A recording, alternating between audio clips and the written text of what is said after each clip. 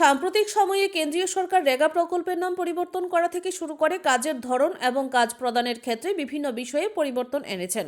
সরকারের তরফ থেকে বারবার দাবি করা হচ্ছে মূলত কাজে স্বচ্ছতা আনতে এবং দুর্নীতিমুক্ত ক্ষেত্র তৈরি করার জন্য এই উদ্যোগ গ্রহণ করা হয়েছে।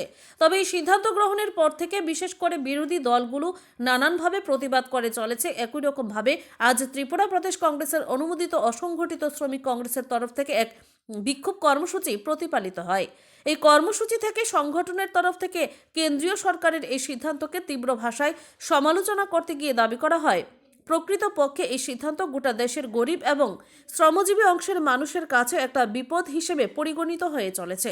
একটা সময়ে কেন্দ্র এবং রাজ্যের শেয়ারের ক্ষেত্রে মাত্র 10% একটা বিষয় ছিল, তবে এই সময়ের মধ্যে 40% রাজ্যগুলোর প্রদান করতে হবে। এই বিষয়টা প্রকারান্তরে রেগার প্রকল্প বা শ্রমিক স্বার্থ পরিপন্থী বলে আজকের এই কর্মসূচি থেকে দাবি করা হয়।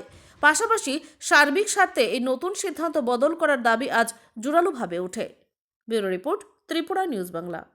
আমাদের কর্মসূচিটা অল ইন্ডিয়া আনঅর্গানাইজড ওয়ার্কার কংগ্রেসের পক্ষ থেকে আমাদের স্টেটে করা হচ্ছে, একই দিনে সারা দেশে হচ্ছে।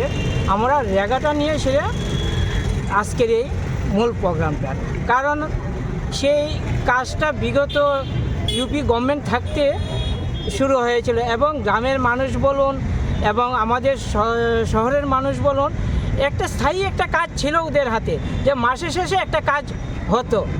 সব কিছু না থাকলেও সেই কাজটা গভর্নমেন্ট দিয়ে গিয়েছিল, পাইতো।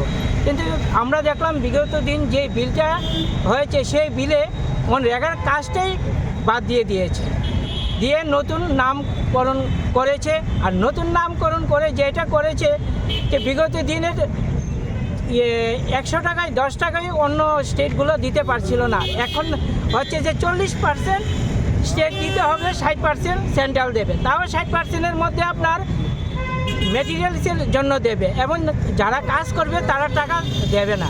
তাহলে দেখুন যে কোন স্টেটে সে কাজটা হবে।